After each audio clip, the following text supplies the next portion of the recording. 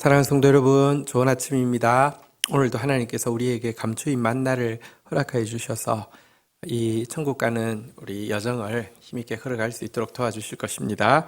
말씀 보도록 하겠습니다. 전도서 7장 8절에서 14절, 8절 먼저 읽겠습니다.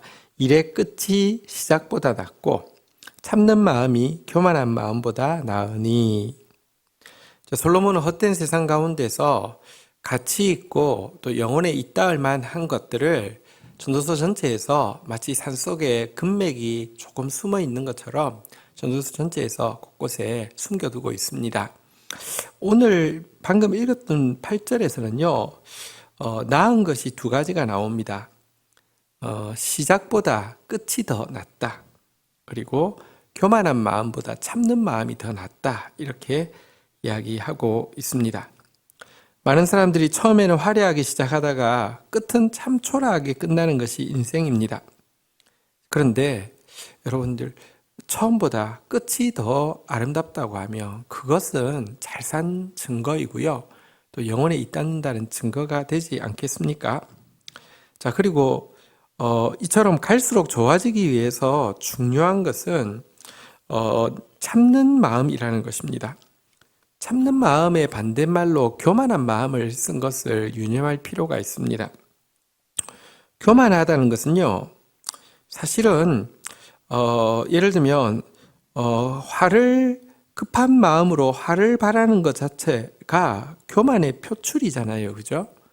교만하기 때문에 자기 기준에 부합하지 않으면 즉각 버럭 화를 낼 수 있지 않습니까? 그래서 겸손한 마음은 근데 반대로 오래 참을 수 있거든요. 그래서 바로 이 참는 마음이 교만한 마음, 교만해서 참지 못하고 버럭버럭 화를 내는 것보다 훨씬 낫다, 이렇게 이야기하고 있습니다. 오늘도 버럭 화를 낼 수도 있고 참을 수도 있는데요. 주님은 교만해서 화내는 것보다 참고 겸손한 것이 더 낫다고 하신 거 좀 기억하시기를 바라겠습니다. 9절 읽겠습니다. 급한 마음으로 노를 바라지 말라. 노는 우매한 자들의 품에 머무름이니라. 여러분, 교만하면 화를 바란다고 했죠. 교만하면 자기가 중심이니까 자기 기분이 상하니까 급하게 노를 바라는데요. 이런 교만한 자들을 우매한 자라고 이야기하고 있는 거 우리가 좀 기억해야 될 것입니다. 자기 뜻대로 일이 되지 않는다고 자존심 상해서 금방 분노하고 금방 방금까지 좋았다가 금방 분위기를 바꾸고, 이런 것은 그가 얼마나 교만한지와 그가 얼마나 어리석은지를 보여주는 것에 지나지 않습니다. 꾸준히, 그러나 지치지 않고 겸손하게 그리고 품어주고 있다 보면 여러분들 반드시 그 사람은 시작보다 끝이 더 나아지게 될 것입니다. 자, 시작보다 끝이 더 중요하다. 이 일을 위해서 교만한 마음 대신에 참는 마음이 필요하다. 자, 이것을 솔로몬이 이야기했다고 하면요, 10절에 또 한 가지를 이야기하고 있습니다. 옛날이 오늘보다 나은 것이 어찌미냐 하지 말라. 이렇게 묻는 것은 지혜가 아니니라. 여러분들, 옛날에는 참 좋았는데 요즘 왜 이래? 이렇게 이야기하는 것은 어리석음이고요. 반대로 옛날보다 요즘이 더 낫다라고 이야기할 수 있는 것, 이것은 무언가 그가 바르게 살고 있는 증거이고 영혼에 있다할 수 있는 하나의 표시다, 이렇게 이야기를 하고 있습니다. 참된 지혜에 가깝다, 이렇게 이야기하고 있습니다. 여러분, 자꾸 옛날 이야기하는 사람은 지혜가 없다는 것을 스스로 증명하는 것입니다. 생각해 보십시오. 과거가 아무리 찬란했다 하더라도 과거에 매여 사는 사람은 어리석은 사람일 뿐입니다. 자, 그런데요, 우리의 관점이 참 중요합니다. 내가 전진을 해 나가려고 하면 과정상 문제가 자꾸 생길 수밖에 없습니다. 그런데 전진하는 과정에서 생기는 문제는 작게 여기고 지금 눈앞에 보이는 문제보다 완성된 미래의 모습을 더 크게 볼 수 있는 사람, 이런 사람을 지혜자라고 합니다. 지혜자가 되어서 더 미래를 위해서 나아가는 현재 과정에서의 수고를 적게 여길 수 있고 그것 때문에 그 수고의 결과로 맺을 열매의 미래를 더 크게 여길 수 있어서 갈수록 더 나아진다고 고백할 수 있는 미래에 사는 사람이 되어야지 과거에 사는 사람이 되어서는 안 된다는 이 교훈을 우리가 기억해야 할 것입니다. 자, 우리 11절 한번 볼까요? 지혜는 유산같이 아름답고 햇빛을 보는 자에게 유익이 되도다. 자, 12절. 지혜의 그늘 아래에 있음은 돈의 그늘 아래에 있음과 같으나 지혜에 관한 지식이 더 유익함은 지혜가 그 지혜 있는 자들을 살리기 때문이니라. 자, 이제 또 한 가지 이 세상 가운데 의미 있는 것, 가치 있는 것, 한 가지 소개하고 있는데요. 그것은 지혜의 유산 혹은 12절에 나오는 표현으로 치면 지혜의 그늘 아래라는 표현입니다. 지혜의 그늘 아래에 있는 것, 이것은 참 유익하다, 아름답다, 이렇게 이야기를 하고 있습니다. 지혜의 그늘 아래에 있는 것이 얼마나 유익한지를 극적으로 보여주기 위해서 돈의 그늘 아래에 있는 것과 비교를 하고 있습니다. 솔로몬은 이렇게 이야기합니다. 지혜의 그늘 아래에 있음은 돈의 그늘 아래에 있음과 같으나, 무슨 말입니까? 우리가 돈의 그늘 아래에 있으면 돈이 때때로 우리를 보호해 줍니다. 마찬가지로 지혜의 그늘 아래에 있어도 그 지혜가 우리를 보호해 줍니다. 비슷하다는 거죠. 그러니까 돈의 그늘 아래, 지혜의 그늘 아래 표현도 비슷하게 썼는데요. 그런데 결정적인 차이가 있다는 것입니다. 지혜에 관한 지식이 더 유익한 것, 돈의 그늘보다 더 유익한 것은 지혜는 그 지혜 있는 자를 살리기 때문이다 라고 이야기했습니다. 돈도 보호의 역할을 하지만 돈은 결코 그 사람을 살릴 수 없습니다. 지혜는 보호의 역할을 할 뿐 아니라 궁극적으로는 그 사람을 살린다는 것입니다. 그래서 돈의 그늘 아래에 있지 않고 지혜의 그늘 아래에 있음을 더욱 크게 여기라, 이렇게 이야기하고 있습니다. 돈의 그늘보다 지혜의 그늘이 훨씬 더 안전한 것입니다.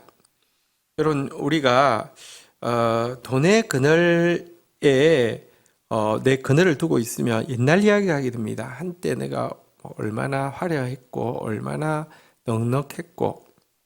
그런데요, 지혜의 그늘 아래에 있으면 갈수록 더 맛있어지는 포도주와 같이 갈수록 좋아집니다. 그래서 우리 선택의 기로에서 지혜의 그늘 아래에 있음을 돈의 그늘 아래에 있음보다 더 가치 있게 생각하는 것, 이것이 이 헛된 세상 가운데 영원히 남을 것에 깃들일 수 있는 방법이다, 이렇게 이야기하고 있습니다. 13절부터 한번 좀 보도록 하겠습니다. 하나님께서 행하시는 일을 보라. 하나님께서 굽게 하신 것을 누가 능히 곧게 하겠느냐. 자, 인간은 알아야 합니다. 하나님은 하나님이시고 인생은 인생이십니다. 여러분, 그래서 하나님께서 굽게 하면 우리가 곧게 할 수 없고요. 또 반대로 하나님께서 곧게 한 것을 우리가 굽게 할 수도 없습니다. 참으로 하나님의 행하시는 일 앞에서 인간은 겸손할 뿐입니다. 지금 이 이야기를 왜 하냐고 하면 떨어진 구절이 아니라 4절과 연결되어진 구절인데요. 형통한 날에는 기뻐하고 공고한 날에는 되돌아보라. 이 두 가지를 하나님이 병행하게 하사 사람이 그의 장래 일을 능히 헤아려 알지 못하게 하셨느니라. 하나님이 행하시는 일이 무엇이냐? 어떤 때는 형통한 날을 주시는 것이고요. 또 어떤 때는 공고한 날을 주시는 것이라는 것입니다. 주께서 형통의 날을 주시면 막을 수 없습니다. 반대로 또 주께서 공고한 날을 주시는 것도 막을 수 없습니다. 그러니 여러분, 참으로 지혜로운 사람이란 내가 형통과 공고를 스스로 예측할 수도 조정할 수도 없는 존재라는 사실을 알고 하나님께서 형통한 날을 주셨으면 그날에 기뻐하면 되는 거고요. 하나님께서 공고한 날을 허락하여 주셨으면 그것도 선하신 하나님이 주신 것이니 하나님께서 주신 의도를 깊이 되돌아보고 살펴보면 된다는 것입니다. 이 두 가지 일은 계속해서 반복이 되어지는 일입니다. 그런데요, 이 두 가지 앞에서 여러분들 하나님께서 형통의 날을 주셨는데도 미래를 염려해 가지고요 더 욕심내고 또 불안해하거나, 하나님께서 공고한 날을 주셨는데 현실을 받아들이지 않고 이 뭐랄까요, 원망과 혹은 회한에 빠져서 살고, 이렇게 하지 말라는 것입니다. 형통한 날을 주셨으면 기뻐하면 되고요, 공고한 날을 주셨으면 하나님 앞에서 또 묵상하고 되돌아보고 생각하면 된다는 것입니다. 이런 시간을 통하여서 자신의 피조물됨과 하나님의 창조주 되심을 깊이 알아가게 되면요, 여러분, 이 공고의 날을 통하여서도 마치 낮이 있고 밤이 있는 것처럼, 여름이 있고 겨울이 있는 것처럼 형통의 때와 공고의 때가 반복되어야지만 사람은 성장하고 성숙하고 생명의 삶을 살게 되는 것입니다. 그래서 내가 변화시킬 수 없는 때에 대해서는 어떻게 할 필요가 없고요, 그 상황 가운데 기뻐해야 될 때 최선을 다해서 기뻐하고, 되돌아보아야 할 때 최선을 다해서 되돌아보는 삶을 사는 것, 이것이 이 헛된 세상 가운데 잘 사는 비결이다, 이렇게 이야기하고 있습니다. 오늘 세 가지를 이야기했습니다. 시작보다는 끝이 더 좋은 것, 이게 잘 사는 비결이고요. 그리고 옛날이 오늘보다 낫다, 이렇게 이야기하는 게 아니라 내일이 오늘보다 낫다, 미래가 지금 현재보다 낫다라고 고백하면서 살 수 있는 그런 삶이 되는 것, 이 일을 위해서 물질의, 재물의 그늘 아래 있는 것보다, 돈의 그늘 아래 있는 것보다 지혜의 그늘 아래 있음을 더 기뻐하는 사람이 되어야 하고요, 형통할 때에 기뻐할 줄 알고 공고할 때 되돌아볼 줄 아는 저와 여러분들 되기를 주의 이름으로 축복합니다. 주신 말씀 붙잡고 제가 기도하도록 하겠습니다. 하나님 감사합니다. 하나님, 저희들이 화려하게 시작했다가 초라하게 끝나는 인생 되지 않게 하여 주십시오. 교만한 마음 때문에 너무 쉽게 분노하는 자가 아니라 겸손한 마음으로 오래 참음으로 말미암아 갈수록 관계도 사역도 더 아름다워지는 저희들 되어질 수 있도록 도와주시옵소서. 하나님, 옛날이 오늘보다 낫다라고 하면서 과거에 머무르는 사람 되어지지 않게 하시고, 하나님, 완성될 미래를 크게 여기며 오늘도 전진하며 그 과정에 생기는 문제들을 적게 여길 수 있는 믿음의 사람 되어지게 하여 주시옵소서. 하나님, 오늘도 형통의 때와 공고의 때는 반복되어질 것인데 주님 주신 형통의 때에는 최선을 다해 누리고 기뻐하며, 주님 주신 공고의 때는 최선을 다해 돌아보며 기도하다가 갈수록 주님 앞에 겸손해질 뿐 아니라 갈수록 주님의 모습을 닮아가고 열매 맺는 저희들의 삶이 되도록 은혜를 다하여 주옵소서. 예수 그리스도의 이름으로 기도 올립니다. 아멘.